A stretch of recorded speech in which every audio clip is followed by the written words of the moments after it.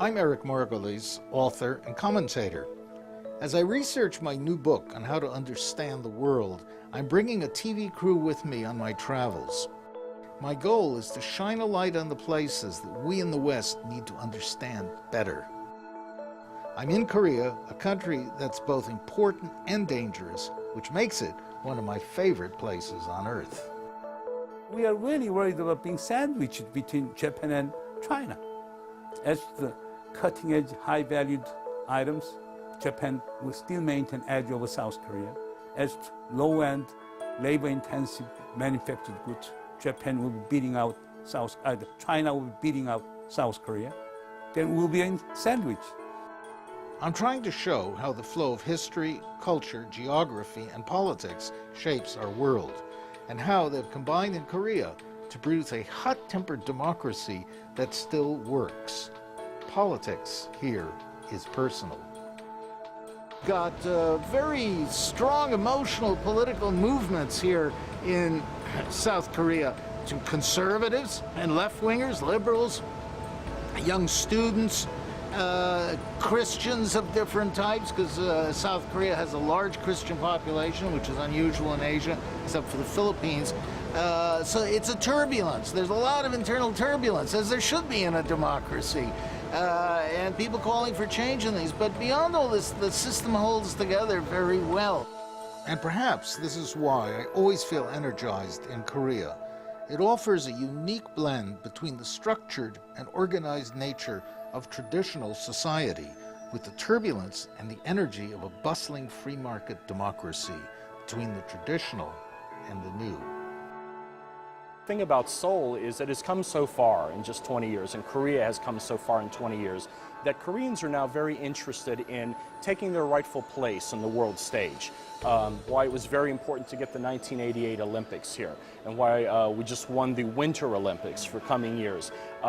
There's a lot of increased government spending for foreign aid to really show that Korea not only is an economic power, but is becoming a global citizen. Several years ago, Korea changed its slogan from Land of the Morning Calm to Dynamic Korea. This update was meant to celebrate Korea's arrival on the global stage.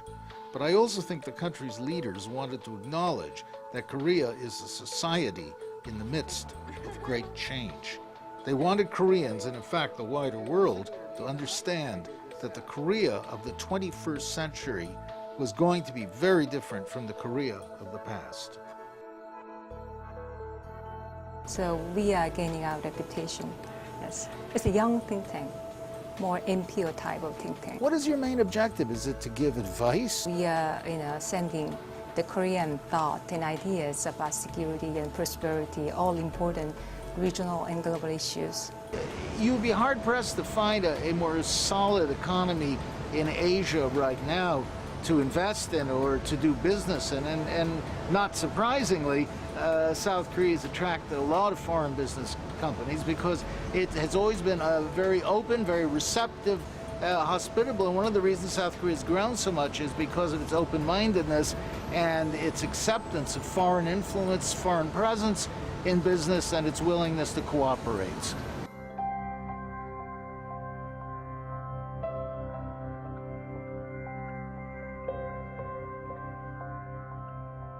But even if Korea and her people are committed to always looking forward, I don't think they want to forget the lessons of time.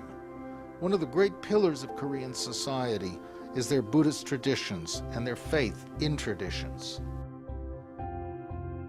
Korea has a cornucopia of natural wisdom, folk wisdom, and religious Buddhist wisdom that are not appreciated sufficiently abroad. That's one of the reasons why we're here today. She said, everything is one. Nature, tree and you one, water and you one, and air and you one, animal you one. Whole universal nature is not separate as you. Is one. Very important. The moment you become on that experience, and you will know you and tree is not different. You will in sky not different. You will in water not. What you see, what you feel, not different. Flower and you not different.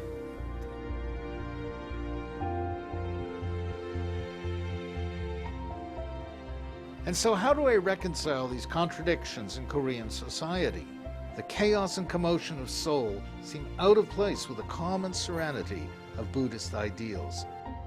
The confidence of an emerging economic powerhouse seems to mask the security fears of having hostile, unpredictable neighbors, while the youthful energy of a society on the rise doesn't always appear to fit with the reality of ancient Korean beliefs. To have all this make sense for my readers, I'll do what the Koreans do, turn to tea. You see, the Korean tea ceremony is perhaps the most apt symbol of a subtle and complex culture that has learned to transcend the past, present, and future. The way of the tea reflects Korea. It is relaxed and rooted in tradition, and yet designed to prepare and nourish the recipient for the challenges ahead.